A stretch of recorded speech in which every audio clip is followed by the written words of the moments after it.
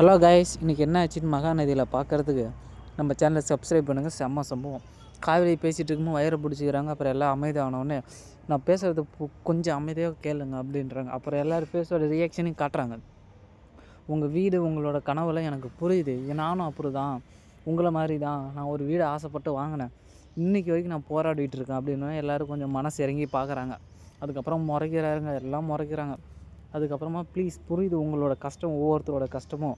நாங்கள் சொன்ன டேட்டுக்குள்ளே வீடை கொடுத்துருக்கணும், கொடுக்க முடியல தான் அப்படின்றதுக்கு. அதுக்கப்புறமா நான் உங்கள் பிரச்சனையை தீர்த்து பார்த்து பேச தான் வந்திருக்கேன், அதை மாதிரி புரிஞ்சுக்கோங்க அப்படின்றாங்க. அதுக்கப்புறமா எல்லோரும் அமைதியாக கேட்க, அப்புறம் விஜய் இதை உங்கள் எம்டியே உங்கள் நேரில் வந்திருக்காரு. இத்தனை நாள் அவர் வரல தான், தப்பு தான். இன்றைக்கி வந்திருக்காரு உங்கள் பிரச்சனையை தீர்க்கிறதுக்கு. இன்றைக்கி என்ன எதுன்னு பேசி முடிவு எடுப்போம் அப்படின்வாங்க எல்லோரும். நான் 6 மாதத்துக்குள்ளே என்னால் முடிச்சு கொடுக்க முடியும், நம்புங்க. நான் ஜூலை 15ஆம் முடிச்சு கொடுத்துட்றேன். ஆனால் பொங்கலுக்குள்ளே முடியாதுன்னு 6 மாதம் டைம் கேட்டோன்னே எல்லாம் மறுபடியும் சண்டைக்கு வராங்க. என்ன சண்டைக்கு வரீங்க? சாரி கேட்டால் எல்லாம் சரியாயிருமா? நான் எப்படி நம்புறது அப்படின்னு கேட்டோன்னே எல்லோரும் மறுபடியும் சண்டை போட்டு கூச்சல் போகிறாங்க.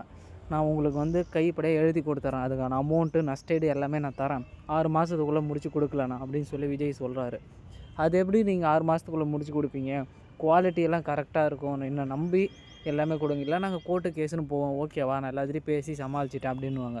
அதுக்கப்புறமா 2 பேரும் உட்காந்து யோசிப்பாங்க. இந்த வீட்டில் சோறு கூட சாப்பிடாமல் இருக்கிறத பார்த்துட்டு முத்துமலர் என்ன பண்ணுவாங்க, ஆப்பிள் கட் பண்ணிட்டு கொடுப்பாங்க. பிள்ளைய பட்டினி போடாத, நீ சாப்பிட்லான்னு பரவாயில்லன்னு சொல்லுவாங்க. அதுக்காக இவங்க பேசாமல் சாப்பிடாம ஏஞ்சி போய்டும். எனக்கு என்ன கஷ்டப்பட்டு இங்கே இருக்கணுன்றது அவசியமா? மற்றெல்லாம் தெரிஞ்சுக்க நம்ம சேனலை சப்ஸ்கிரைப் பண்ணுங்கள், மறந்துடாதீங்க. பெல் ஐக்கானை தட்டி விட்ருங்க. டெலகிராமில் ஃபுல் எபிசோட் லிங்க் இருக்குது.